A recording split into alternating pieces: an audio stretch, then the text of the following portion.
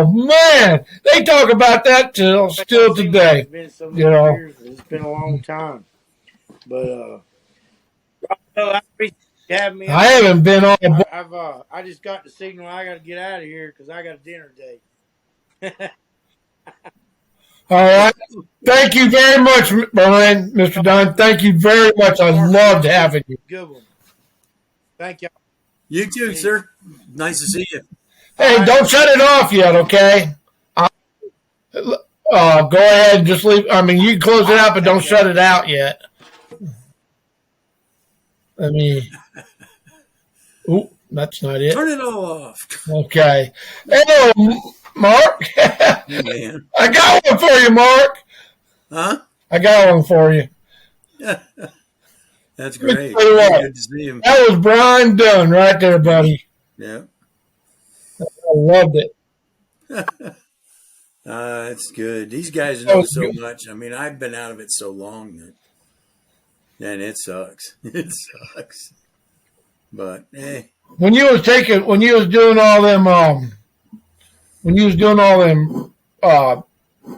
before you got into taking pictures, photography, and you was rodeoing, okay? Oh yeah. Okay. Yeah. Now I remember a picture you had, all right, on a bull. I think it was in Arizona. Yeah. Was it New Mexico? 29 Palms. Where? 29 Palms. 29 Palms. That big black bull. Big black and white. And you rode him with a lariat, right? He was so big you couldn't get your bull. Am I wrong? No. Yeah. That was it. That was the wow, what year was that? That was a couple years after Lord was born, so it was BC. Yeah, 81. That was the 81 military finals. That was a big cat. Yeah, it was. So I think when you go to put your arm, you're going to put your arm on the fence and it's here. It's like, holy crap, man, what am I on? Well, yeah. What'd you quit riding for? Let me ask you that. I busted up my back. Okay. So the doc said one more hit and it'll cripple me for life. Yeah. Yeah, you're right about that. So, but after plates in the arm and all the other bang ups, it's like, what do I want to do? Stay walking and raise my kids or you going to the Tar Heel all the time? Oh my gosh. What's your favorite memory of the Tar Heel, buddy? A lot of people don't understand what the Tar Heel is, but let me tell you, that was Tar Heel Opera House. That was a home away from home, wasn't it? Yeah. We had some fun. We had a lot of fun there. No, we had a blast. Memory out of there. Shoot, I don't know. Oh man, I remember they had a. We're not going to go to jail after you tell this, are we? No. That was the mechanical bull competition. Oh my gosh, that was so freaking fun.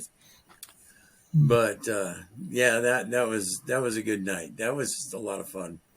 And that competition was hilarious, and I just got tired of those idiots. Yeah, get up on that thing and just like, whatever, dude, let's go. Just give me the case of beer now because I want it. I guarantee. You got two boys. You got boys that ride bulls, or just the oldest one? No, the older ones rode for a while, but my younger two rode pro for a while. Yeah, he did riding a lot in Georgia and stuff when we were down there. And, they rode up in Ohio when I went to my equestrian school. And they were riding the little britches and all that stuff up there. So you got any pictures of it? It was fun, After I had my time, I was able to, start passing it on to the boys. And Charity, she's still barrel racing now. Okay. The horses, so she's out in Georgia. You got any pictures to show the audience of your boys riding bulls or anything? Do what now? You got any pictures of the sons riding bulls? I might have one or two around. I don't know. Imagine that. Imagine that. I don't know. Let me look. Oh, gosh. Let me see. can get to them. Wow. Yes. Wow. Well, you can open that desk as long as there's no incriminating evidence in there. Everything's gonna fall out. Let's see. Oh, that's the trailer. There we are. And who was that? That's Eli. That's our youngest. God. He's our youngest. That was here in New Mexico. Well, So that's pretty good pictures. yeah, he won 2014, I think, 15. What was he? The rookie and bull riding champion that year. The same year? Huh? The rookie of the year and the champion? Yeah. Oh, Yep. Bull riding champ. So for the year for NMRA. So that was pretty cool. That was a highlight of his. Those boys, him and Jacob rode a lot. And especially through the junior years. And that was pretty funny, really. I mean, we'd pull in with the kids as horses, in them junior rodeos. And you'd have them people, they'd be, oh, crap, they're here. These old backwoods people, they're here. They're coming.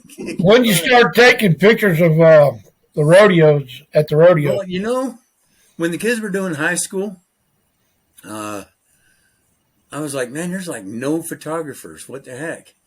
And then we went to one bull riding, and Becky said, I want to get a picture. And I looked over there, I'm like, there's a freaking line for people to even look at the pictures was ridiculous. I'm like, are you serious? So I waited around, and we got up there. And I swear this guy was using an old dot matrix printer, man. It was bad. One Really at bad. a time. Oh, my gosh. And I'm like, you got to be kidding me. I can do better than this. I mean, I've been doing photography with my dad since I was little. I did a lot when I was in the Marine Corps, of military things. And Thank you for your service. yeah, and all that stuff. And don't thank you. And, so I was like, you know what? We need to start looking at doing this. And so I picked up a cheap camera and started taking pictures of the kids just for ourselves. So I had pictures of our kids. And Right. then you have everybody going, hey, can you take pictures of my kids? And then it grew into us doing that. So that big old trailer is a race car trailer. And we made a big studio in the back. People come in, look at their photos. We print it right on site. A lot of people don't. I just traded that in December. Did you? Yeah, traded in, got a regular travel camper. I just couldn't do it anymore. It's just getting too hard. A lot of people don't understand the fact that even though you're not rodeoing, taking pictures at the rodeo is dangerous, still just as dangerous, and two, it's very time consuming, and three, it can wear you down. Flat where, yeah, it's really surprising, but when you're going to get to each spot for each event all around the arena, and you're out there the whole rodeo, it's not like you're there for the event and then go back to the trailer. You're out for the whole rodeo, and you're very exhausted. That's some long dang days. And, judges are in there, but that's not even, that's hard. It's not easy stuff there either. They get tired, but dang doing them pictures, man, hauling that crap around. And when the rodeo's over, that's just about when you start. Start business, yeah. Yeah. I did when I was driving over the road, I pulled into Wichita, Kansas there, and at the truck stop. And I spent the night. Well, I went inside to get some supper, and I was sitting there talking to this old boy. And while I was eating, he said he was going to the rodeo. I said, what rodeo? He said, the Wichita rodeo over there about a mile from here, 2 miles from here. I said, really? He said, yeah, I'm a photographer, professional photographer. And I take the pictures. I said, oh, I would love just to go to that rodeo. Because there was a PRCA rodeo out there in Wichita. He said, you want to go? And I said, can you bring me back? He said, yeah. It'll be late. And I said, okay. So I said, let me go throw my hat on and a pair of boots, I was in tennis shoes and stuff. And I was going to help him carry all his equipment. Well, first off, when you carry all his equipment, you know how much equipment there is? Yeah, you do, but wow. Yep. Yeah. When we got done getting off beside the arena panel there, he's like, all right, you can go off and do what you want to do. He said, be back here after the radio's over. Because he didn't have a setup like you did. He come took the pictures and then left home. All right. I said, okay. And, wow. That was something. That was something. It's something else. It really is. People don't realize how much you put into it to do it. And then they complain about the price of your photos. It's like, and it takes a lot. Would have a big setup like I did. Right. Just driving that thing to rodeo and then trying to run all that equipment. I mean, ink. I had 3 printers, and each printer was like $120 in ink. And we'd run out of that right quick. Paper ain't cheap. It's all expensive. And when they're not buying pictures, when they don't buy the pictures, it kind of hurts, don't it? Yeah. Oh, yeah.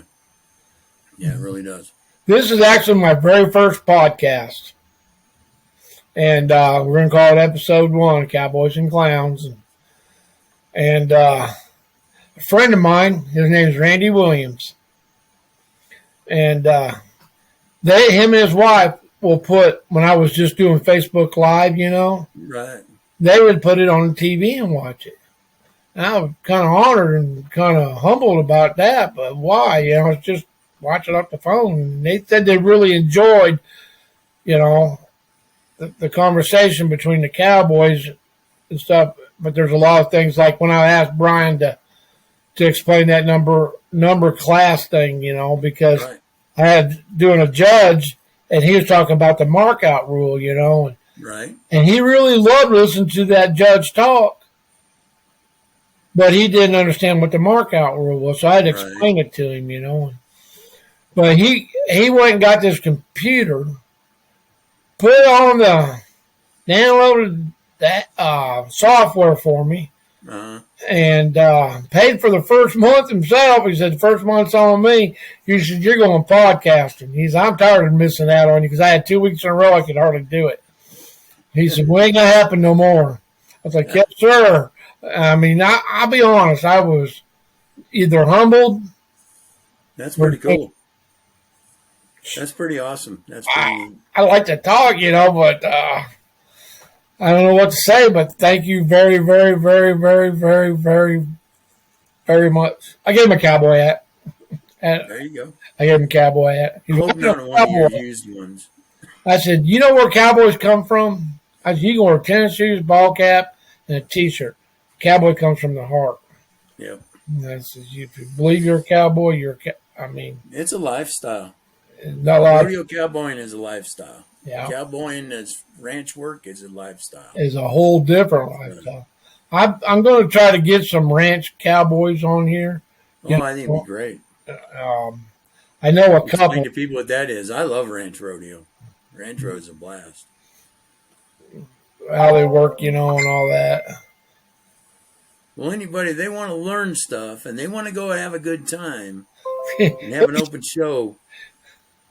The Capitan Rodeo, the Smoky Bear Stampede, all right, is rated top 10 4th of July small town events in the country. What about Mescalero?